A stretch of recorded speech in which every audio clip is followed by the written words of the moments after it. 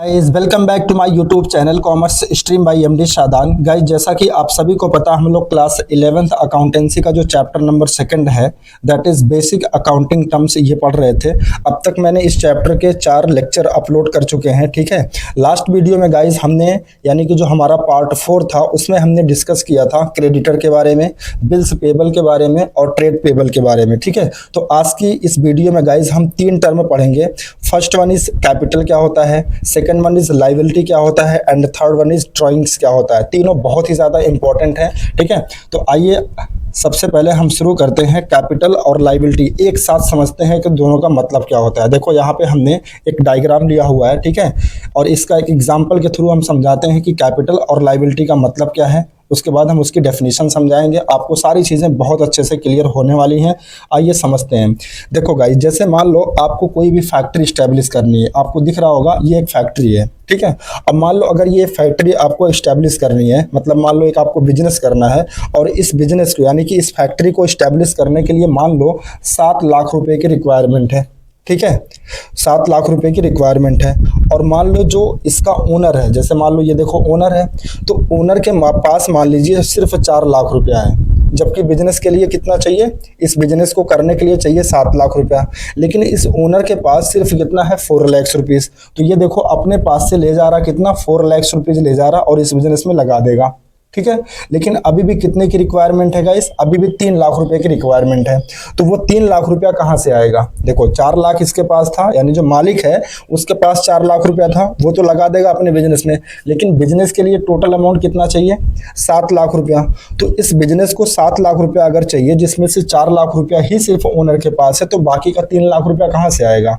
तो देखो बाकी का 3 लाख रुपया हम किसी आउटसाइडर से ले सकते हैं। आउटसाइडर का मतलब हम किसी बैंक से लोन ले सकते हैं या फिर किसी फ्रेंड से ले सकते हैं या किसी भी थर्ड पार्टी से हम लें। लेकिन यहाँ पे देखो क्या किया गया है कि ये जो 3 लाख रुपए की कमी है उसे ये जो ओनर है वो क्या कर रहा है, एक बैंक से लोन ले रहा है, ठीक है। मतलब किसी भी बैंक में गया होगा और वहां से 3 लाख रुपए का लोन ले रहा है और ये 3 लाख रुपया भी इस बिजनेस में लगा दे रहा है, ठीक है। तो टोटल कितना हो गया, 7 लाख रुपया। देखो 4 लाख रुपया इसने क्या किया, अपने पास से लगाया, यानी मिस्टर राहुल जो कि क्या है, बिजनेस का ओनर है, ये 4 लाख रुपया अपने पास से लगा रहा। बाकी जो रिमेनिंग अमाउंट है कितना, 3 लाख रुपया ये बैंक से लोन ले रहा है, ठीक है। तो टोटल कितना हो गया, 7 लाख रुपया। और कितना चाहिए था, 7 लाख रुपया इस बिजनेस को यानी कि इस फैक्ट्री को स्टैब्लिश करने के लिए चाहिए था, जो कि पूरा हो गया, ठीक है। तो देखो अब ध्यान से समझो कैपिटल का मतलब क्या होता है। देखो कैपिटल का मतलब होता है जो पैसा मालिक यानी कि जो ओनर होता है, जिसको हम प्रोप्राइटर भी कहते हैं, यानी कि मिस्टर राहुल, ठीक है।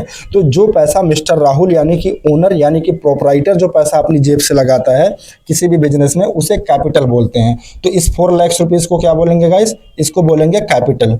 बाकी जो पैसा हम आउटसाइडर से लेते हैं, चाहे बैंक से लें या किसी रिलेटिव से लें अपने, या फिर किसी दोस्त से लें या किसी भी थर्ड पार्टी से लेते हैं, यानी किसी भी आउटसाइडर से लेते हैं, तो उसे लायबिलिटी कहा जाता है। जैसा कि यहाँ देखो मिस्टर राहुल क्या कर रहा है, 3 लाख रुपए का बैंक लोन ले रहा है, ठीक है।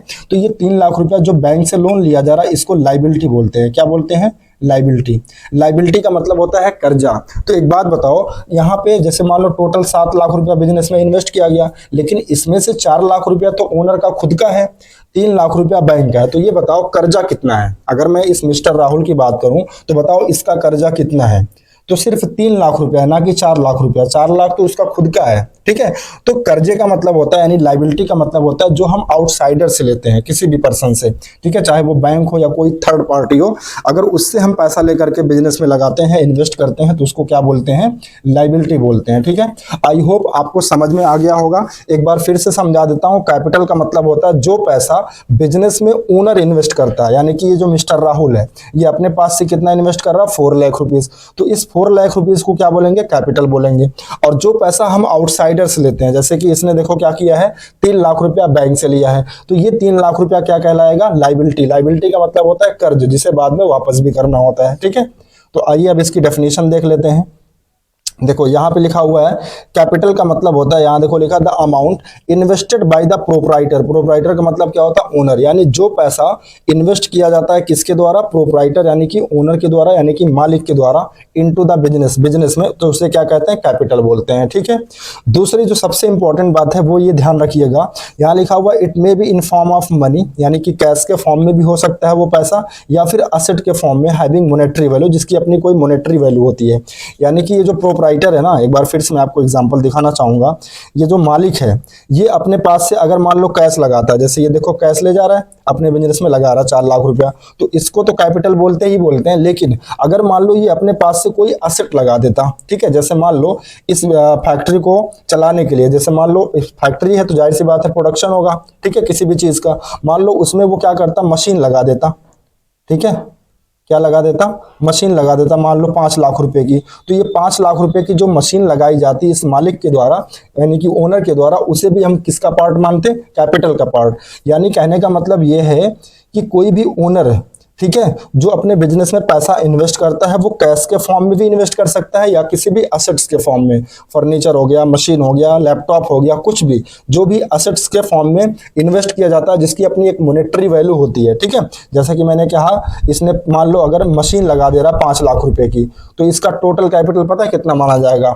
9 लाख। एक तो 4 लाख रुपए का जो कैश लगा रहा है और जो 5 लाख की मशीन लगा रहा है, टोटल इसका जो कैपिटल होगा वो कितना होगा? 9 लाख माना जाएगा। ठीक है, तो याद रखिएगा कैपिटल कैश के फॉर्म में भी हो सकता है और एसेट्स के फॉर्म में हो सकता है। ठीक है, तो वही बात यहाँ पे लिखी हुई है, देखो यहाँ पे वही चीज लिखी हुई है कि it may be in form of money, यानी कैश के फॉर्म में भी हो सकता है, या फिर असेट्स हैविंग मोनेटरी वैल्यू, जिसकी अपनी एक मोनेटरी वैल्यू होती है। ठीक है, तो आई होप यहां तक आपको क्लियर है।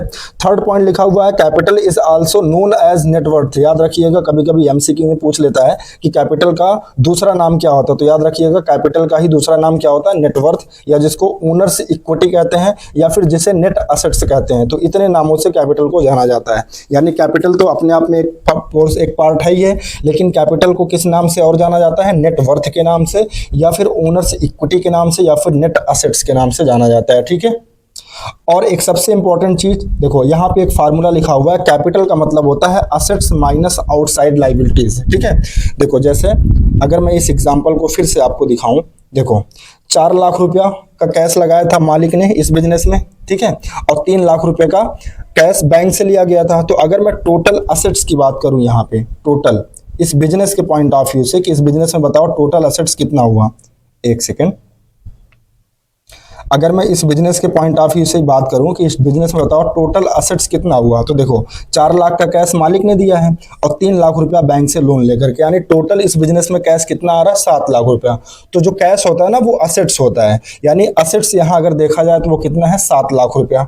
तो अगर इस टोटल असेट्स में से हम क्या करें? आउटसाइड लायबिलिटी को माइनस कर दें। ठीक है, तो इसमें से आउटसाइड लायबिलिटी क्या है? आउटसाइड का मतलब जो बाहरी लोगों को पे करना है। तो ये 3 लाख रुपया जो बैंक से लिया गया है इसको बोलते हैं आउटसाइड लायबिलिटी, क्योंकि ये बाहरी इंसान को पे करना होता है। भाई बैंक से अगर हमने लोन लिया तो इसका मतलब बैंक वाले को हमें पे करना पड़ेगा। तो बैंक हमारे लिए क्या है? एक आउटसाइडर इंसान है। ठीक है, एक आर्टिफिशियल पर्सन है।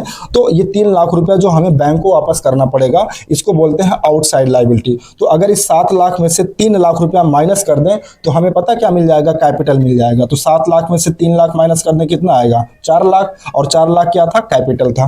तो देखो वही ये फार्मूला लिखा हुआ यहाँ पे कि कैपिटल इज इक्वल टू क्या होता है? Assets minus outside liabilities. तो असेट्स कितना था हमारा? 7 लाख। 7 लाख कैसे आया? 4 लाख रुपया जो ओनर ने लगाया था और 3 लाख रुपया जो बैंक से लिया गया था, टोटल कैश कितना हो गया? 7 लाख। तो ये असेट्स हो गया, माइनस आउटसाइड लायबिलिटी का मतलब जो बाहरी इंसान को देना है। तो बाहरी कौन था? बैंक। बैंक वाले को कितना देना था? 3 लाख रुपया। तो 7 लाख में से अगर 3 लाख माइनस कर दें तो कैपिटल का अमाउंट कितना आ जाएगा? 4 लाख रुपया। ठीक है, तो ये फार्मूला होता है कैपिटल का, capital is equal to assets minus outside liability. बाकी इसकी डिटेल हम पढ़ेंगे चैप्टर 5 में, क्या कहते हैं उसका नाम है अकाउंटिंग इक्वेशन, वहां बहुत अच्छे से इस चीज को हम पढ़ेंगे। फिलहाल इतना जानिए अभी कि कैपिटल का जो फार्मूला होता है वो असेट माइनस आउटसाइड लायबिलिटी या फिर असेट माइनस लायबिलिटी भी कह सकते हो। ठीक है, आई होप आपको यहां तक समझ में आ गया होगा। आइए इसके बाद हम समझते हैं लाइबिलिटी का मतलब क्या होता है, वैसे मैंने तो समझ ही लिया, फिर भी पढ़ के मैं आपको बता देता हूं। देखो यहाँ पे लिखा हुआ है the amount invested by person other than owner, ठीक है, यानी मालिक के अलावा, ओनर के अलावा जो पैसा हम इन्वेस्ट करते हैं बिजनेस में, यानी कि किसी थर्ड पार्टी से लेकर के, चाहे वो बैंक से लें या किसी दूसरे पर्सन से लें, वो पैसा जो यानी कि मालिक के अलावा जो पैसा बिजनेस में इन्वेस्ट किया जाता है उसको हम क्या बोलते हैं, लाइबिलिटी। लाइबिलिटी का मतलब होता है बर्डन, बोझ, कर्ज जिसको कहते हैं, ठीक है। फिर लिखा हुआ it is the claim of outsider, और ये एक क्लेम होता है आउटसाइडर के लिए। भाई अगर हमने आपसे पैसा लिया तो आपके पास क्लेम होगा ना कि उस पैसे को आप हमसे मांगिए, तो हमें वो पैसा आपको पे करना होता है। इसलिए कहा जाता है कि ये क्या होता है, जो लाइबिलिटी होता है ये आउटसाइडर के लिए क्लेम है इनटू द बिजनेस, ठीक है। बिजनेस को उसे क्या करना होता है, वापस करना होता है। Liabilities are payable on due date, और लाइबिलिटी का पेमेंट हमेशा कब किया जाता है, ड्यू डेट पर। ड्यू डेट का मतलब होता है जिस डेट का हमने प्रॉमिस किया कि हाँ इस डेट को मैं आपको पैसा वापस कर दूंगा, तो जब वो डेट आ जाती है, जिस डेट को मैंने प्रॉमिस किया था कि इस डेट को मैंने पे कर दूंगा आपको, उसे बोलते हैं ड्यू डेट। तो लाइबिलिटी का पेमेंट हमेशा कब होता है, ड्यू डेट पर होता है, ठीक है। इसके बाद नेक्स्ट चीज इसमें लिखी हुई है guys, liabilities towards owner is termed as internal liability. अब इस बात को ध्यान से समझना, कह रहा कि जो लाइबिलिटी ओनर की तरफ टुवर्ड्स करती है, ठीक है, उसको हम क्या बोलते हैं, इंटरनल लाइबिलिटी।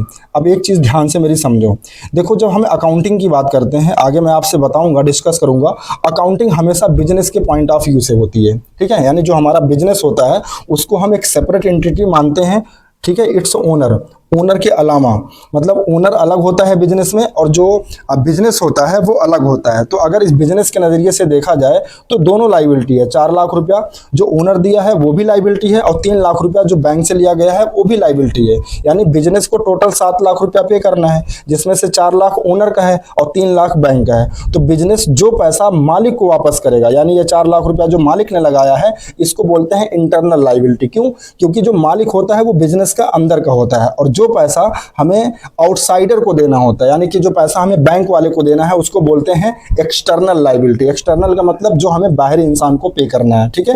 आई होप समझ गए होंगे, फिर से समझा रहा हूं। देखो अकाउंटिंग बिजनेस के पॉइंट ऑफ व्यू से होती है, तो बिजनेस के पास जो भी पैसा आता है, यानी बिजनेस को जो भी पैसा दे, चाहे वो मालिक दे या कोई आउटसाइडर दे, वो बिजनेस के लिए लाइबिलिटी होती है। तो 7 लाख रुपया जो बिजनेस के पास आया वो कहां से आया, 4 लाख मालिक ने दिया और 3 लाख रुपया बैंक से लिया गया। तो 4 लाख रुपया जो मालिक दिया है वो भी तो पैसा वापस करने पड़ेगा। कौन करेगा? बिजनेस करेगा, ठीक है। तो बिजनेस जो पैसा मालिक को वापस करेगा उसको बोलते हैं इंटरनल लाइबिलिटी, और बिजनेस जो पैसा आउटसाइडर को वापस करता है उसको बोलते हैं एक्सटर्नल लाइबिलिटी, ठीक है। तो वही बात यहां पे लिखी हुई है, एक सेकेंड, देखो यहां पे यही बात लिखी हुई है, कह रहा कि द अमाउंट, सॉरी, यहाँ पे liability towards owner is termed as internal liability, यानी जो पैसा बिजनेस को मालिक को वापस करना है, ठीक है, मालिक के प्रति जो लाइबिलिटी होती है उसको इंटरनल लाइबिलिटी बोलते हैं। और जो पैसा बिजनेस को आउटसाइडर को, यानी एक्सटर्नल पर्सन्स को हमें वापस करना होता है उसे एक्सटर्नल लाइबिलिटी बोलते हैं, ठीक है। यानी कि जो पैसा हमें बैंक को देना है वो बिजनेस के लिए क्या है, एक एक्सटर्नल लाइबिलिटी है, और जो पैसा मालिक को देना है बिजनेस को वो क्या कहलाता है, इंटरनल लाइबिलिटी, ठीक है। फिर इसके बाद फर्दर ये जो एक्सटर्नल लाइबिलिटी होती है, यानी जो हमें थर्ड पार्टी को पे करना होता है, ये फर्दर 2 टाइप की होती है, ठीक है। देखो एक को बोलते हैं नॉन करंट, यहाँ देखो गलती से दोनों जगह करंट लिखा, इसको आप नॉन कर लीजिएगा, इसको बोलते हैं नॉन करंट लाइबिलिटी, और दूसरी होती है करंट लाइबिलिटी। तो आइए आप समझते हैं नॉन करंट लाइबिलिटी और करंट लाइबिलिटी का क्या मतलब होता है, ठीक है। तो देखो नॉन करंट लाइबिलिटी का मतलब होता है, इसमें लिखा हुआ दोज लाइबिलिटी, यानी वो कर्जा which are payable after a period of more than 1 year, यानी वो कर्जा, वो लाइबिलिटी जो हमें किसी थर्ड पर्सन को देना है, और कब देना है, 1 साल के बाद देना है। तो ऐसी लाइबिलिटी को, ऐसे कर्जे को क्या बोलते हैं हम, नॉन करंट लाइबिलिटी बोलते हैं। जैसे एग्जाम्पल हो गया आपका बैंक लोन, यानी जो बैंक से हमने लोन लिया है, तो अगर हम जब बैंक से लोन लेते हैं, अगर उस लोन का पेमेंट हमें 1 साल के बाद करना है तो उसे बोलते हैं नॉन करंट लाइबिलिटी। या फिर डिबेंचर हो गया, सर डिबेंचर क्या होता है, तो गाइस अभी आप बस रट लो, डिबेंचर एक नॉन करंट लाइबिलिटी होता है। बाकी ये होता क्या है, क्लास 12th में इसका पूरा चैप्टर है, वहां मैं डिटेल से आपको पढ़ाऊंगा, ठीक है। डिबेंचर एक लाइबिलिटी है, कौन सी, नॉन करंट लाइबिलिटी, क्योंकि इसका पेमेंट भी 1 साल के बाद ही होता है। मोर्गेज लोन, मोर्गेज लोन का मतलब होता है जब हम कोई भी लोन लेते हैं सिक्योरिटी रख करके, गिरवी, कोई भी चीज गिरवी रख करके, ठीक है, और उसका पेमेंट अगर हम 1 साल के बाद करते हैं तो वो भी क्या है, नॉन करंट लाइबिलिटी। तो सिंपली नॉन करंट लाइबिलिटी का मतलब होता है कोई भी ऐसी लाइबिलिटी, कोई भी ऐसा कर्जा जिसका पेमेंट 1 साल के बाद करना है, ठीक है, उसे क्या बोलते हैं, नॉन करंट लाइबिलिटी बोलते हैं। इसके बाद अगर हम बात करें करंट लायबिलिटी की, तो करंट लायबिलिटी का मतलब होता है दोज लायबिलिटी, यानी वो कर्जा which are payable within a period of 1 year, जिसका पेमेंट 1 साल के अंदर करना हो। बात समझ रहे हो? अगर मान लो कोई थर्ड पार्टी है जिससे हमने पैसा लिया है उधार, अगर उसको हमें पेमेंट करना है 1 साल के अंदर, तो वो हमारे लिए क्या होती है? करंट लायबिलिटी होती है। जैसे इसका एग्जांपल क्रेडिटर, ठीक है। अब क्रेडिटर क्या है, मैंने पहले से ही आपको पढ़ा रखा है। क्रेडिटर का मतलब होता है जब हम किसी भी सप्लायर से सामान उधार खरीदते हैं, गुड्स को परचेस करते हैं on the basis of credit, ठीक है, तो वो हमारा क्रेडिटर कहलाता है और उसका पेमेंट हमें 1 साल के अंदर करना होता है। तो इसीलिए क्रेडिटर क्या है कि करंट लायबिलिटी है, ठीक है। इसी तरीके से बिल्स पेबल, बिल्स पेबल क्या है? क्रेडिटर का ही बड़ा भाई है, ठीक है, आपको मैंने समझाया था। आउटस्टैंडिंग एक्सपेंसेस, आउटस्टैंडिंग एक्सपेंसेस का मतलब कोई भी ऐसा खर्चा जो हमने कर तो दिया है लेकिन अभी हमने उसका पेमेंट नहीं किया है, ठीक है। जैसे मान लो हमने क्या किया, किसी एम्प्लॉय से काम कराया, मान लो उसकी मंथली सैलरी है 10,000 रुपया, उससे हमने काम तो करा लिया लेकिन अभी हमने उसका पेमेंट नहीं किया। तो जब हम किसी से उसकी सर्विसेज ले लेते हैं, यानी कि उससे हम काम करा लेते हैं लेकिन उसका पेमेंट अभी नहीं करते हैं, यानी कि 1 साल के बाद या 1 महीने बाद कर 1 साल के अंदर, यानी कि 1 महीने बाद 2 महीने बाद उससे प्रॉमिस करते हैं कि भैया अभी हमारे पास पैसा नहीं है, हम आपको अगले महीने या दूसरे महीने आपको पेमेंट कर देंगे, तो उसको बोलते हैं आउटस्टैंडिंग एक्सपेंसेस, ठीक है, वो भी करंट लायबिलिटी होती है। इसके बाद नेक्स्ट एग्जाम्पल है bank overdraft. Sir bank overdraft क्या होता है? तो देखो बैंक ओवरड्राफ्ट का मतलब होता है गाइस, देखो कभी कभी क्या होता है, जैसे मान लो हम बैंक में अकाउंट ओपन करवाते हैं, तो हम और आप अगर बैंक में अकाउंट ओपन करवाते हैं, यानी कि एक इंडिविजुअल, नॉर्मल एक इंडिविजुअल अगर बैंक में ओपन खाता खुलवाता है, यानी बैंक अकाउंट ओपन करवाता है, तो उसका जो अकाउंट ओपन किया जाता है उसको बोलते हैं सेविंग अकाउंट। लेकिन जो बिजनेसमैन होते हैं उनका जो अकाउंट ओपन किया जाता है उसको बोलते हैं करंट अकाउंट। और करंट अकाउंट होल्डर जो होते हैं उनको एक फैसिलिटी दी जाती है, और वो फैसिलिटी क्या होती है कि अगर मान लो किसी भी बिजनेसमैन का, अगर मान लो उसके बैंक में जितना भी बैलेंस है, जैसे मान लो किसी बिजनेसमैन का बैंक में 1 लाख रुपया है लेकिन उसे बैंक से 1,50,000 रुपये निकालने हैं, तो बिल्कुल बैंक वाला उसको ये फैसिलिटी देता है कि ठीक है, आपके अकाउंट में जितना पैसा है, जितना जमा धनराशि अगर आप चाहें तो उससे ज़्यादा पैसा, यानी कि उससे एक्सेस पैसा आप निकाल सकते हैं। यानी अगर मेरे अकाउंट में 1 लाख है तो मुझे ये फैसिलिटी मिलती है कि मैं 1,50,000 भी निकाल लूंगा, ठीक है। तो 50,000 जो एक्स्ट्रा मैं निकालता हूँ उसको बोलते हैं बैंक ओवरड्राफ्ट, यानी मैंने ओवर निकाल लिया, ठीक है, मेरे अकाउंट में जितना पैसा था, मेरे बैंक बैलेंस में जितना अमाउंट था उससे ज्यादा मैंने निकाल लिया, तो उसको बोलते हैं बैंक ओवरड्राफ्ट। तो जो पैसा मैं ज्यादा निकालूंगा तो वो पैसा मुझे बाद में पे करना पड़ेगा, तो उसका पेमेंट भी मुझे 1 साल के अंदर ही करना होता है। इसीलिए बैंक ओवरड्राफ्ट भी किसका एग्जाम्पल है? करंट लायबिलिटी का एग्जाम्पल है। आई होप आपको समझ में आ गया होगा, ठीक है। आइए इसके बाद नेक्स्ट और लास्ट टॉपिक समझते हैं, ड्राइंग, ठीक है, ड्राइंग्स। अब ड्राइंग्स क्या होता है? देखो जैसे मैंने कहा ना, जब एक ओनर को, यानी कि जो बिजनेस का मालिक होता है, जब उसे बिजनेस शुरू करना होता है तो उसके पास जो भी पैसा होता है वो अपने बिजनेस में इन्वेस्ट कर देता है, तो उसको कैपिटल बोलते हैं। लेकिन भाई उस मालिक को, यानी कि उस ओनर को कभी कभी क्या होता है, अपने पर्सनल नीड के लिए कुछ खर्चे करने पड़ते हैं, ठीक है। जैसे मान लो उसको अपने घर का बिजली बिल देना है, या फिर अपने घर का हाउस रेंट, मान लो वो रेंट पर रहता है मालिक, उसका रेंट पे करना है, अपने बच्चे की फीस जमा करना है, तो वो पैसा कहाँ से आएगा? अपने बिजनेस से ही तो निकालेगा। तो जब कोई भी मालिक, यानी कोई भी बिजनेस का ओनर, यानी कि जो प्रोप्राइटर है, अगर वो अपने पर्सनल नीड के लिए अपने बिजनेस से पैसा या फिर गुड्स, यानी कि सामान अगर विड्रॉ करता है, यानी कि निकालता है, तो उसे ड्राइंग्स बोला जाता है, ठीक है। देखो यहाँ पे क्या लिखा हुआ है, any cash or value of goods withdrawn by the owner for personal use or any private payment made out of business fund are called drawing। यानी अगर हम अपने कोई पर्सनल यूज के लिए बिजनेस फंड से, यानी कि जो हमारा बिजनेस फंड है, बिजनेस का जो पैसा है, अगर उस फंड का इस्तेमाल हम अपने पर्सनल यूज के लिए करते हैं तो फिर उसको क्या बोलते हैं? ड्राइंग्स बोलते हैं, ठीक है। देखो यहाँ पे बिजनेस से क्या कर रहा है, जो मालिक है वो 1 लाख रुपया निकाल के ले जा रहा है, ठीक है। क्यों ले जा रहा होगा? उसका कोई पर्सनल काम होगा, ठीक है, तो उसको क्या बोलते हैं? ड्राइंग्स बोलते हैं। तो ड्राइंग्स का मतलब होता है कि जब ओनर, यानी बिजनेस का जो ओनर होता है, अगर वो अपने पर्सनल नीड के लिए बिजनेस से पैसा निकाले या फिर गुड्स निकाले, ठीक है, दोनों याद रखना, चाहे पैसा निकाले यानी कि कैश निकाले या फिर गुड्स निकाले, ठीक है, तो उसको क्या बोलते हैं? ड्राइंग्स बोलते हैं। आइए इसका कुछ एग्जांपल मैं आपको दिखाता हूं।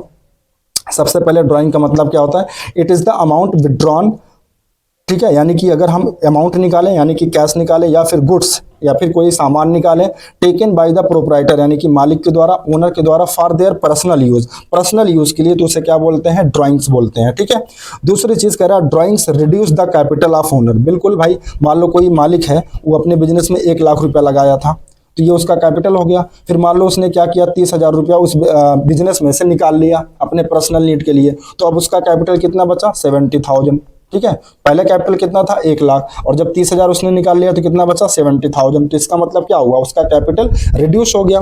तो वही बात लिखी हुई है कि drawings reduce the capital of owner, यानी जो ड्राइंग होता है जब ओनर करता है अपने बिजनेस से, तो उसको करने से उसका कैपिटल रिड्यूस हो जाता है, कम हो जाता है। ठीक है, आइए इसका एग्जाम्पल देख लो। जैसे मान लो पहला एग्जाम्पल दिया, वो कह रहा पेमेंट ऑफ हाउस रेंट। देखो मतलब हाउस रेंट का मतलब जो ओनर का अपना खुद का घर है उसका वो रेंट पे कर रहा है, ठीक है, from business fund, business fund से, यानी बिजनेस से पैसा निकाल करके। तो वो बिजनेस का खर्चा तो है नहीं, वो तो अपने घर का खर्चा पेमेंट कर रहा है, अपने घर का रेंट पे कर रहा है, तो उसको हम क्या बोलेंगे, ड्राइंग्स बोलेंगे।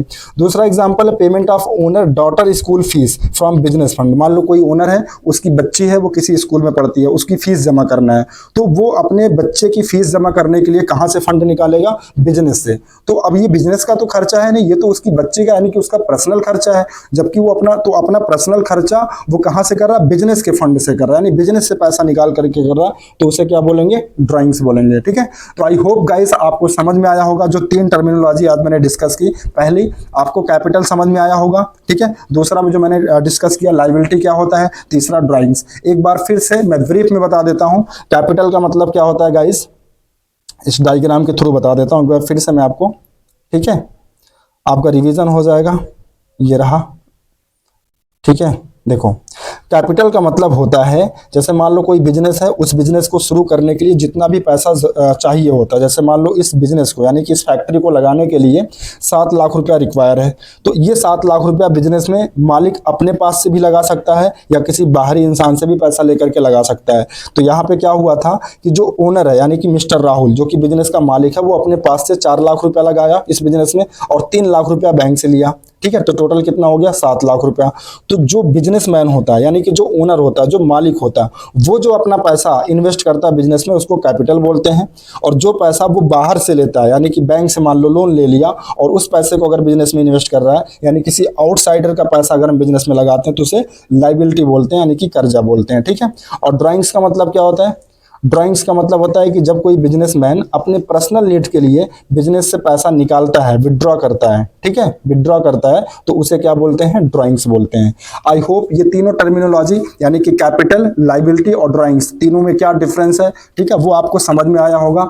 तो गाइस अगर वीडियो आपको अच्छी लगी हो, आपको सारी चीज़ें अच्छे से समझ में आई हो, तो प्लीज़ वीडियो को लाइक करना मत भूलिएगा। वीडियो को जहाँ तक हो सके वहाँ तक आप शेयर करिए, अपने दोस्तों के साथ भेजिए। ठीक है, और अगर किसी भी बच्चे को कोई कंफ्यूजन अभी भी बनी है तो प्लीज वो हमें कमेंट करके जरूर बताएगा। ठीक है, थैंक यू सो मच। आज के लिए बस इतना ही, मिलते हैं नेक्स्ट वीडियो में guys. Thank you so much.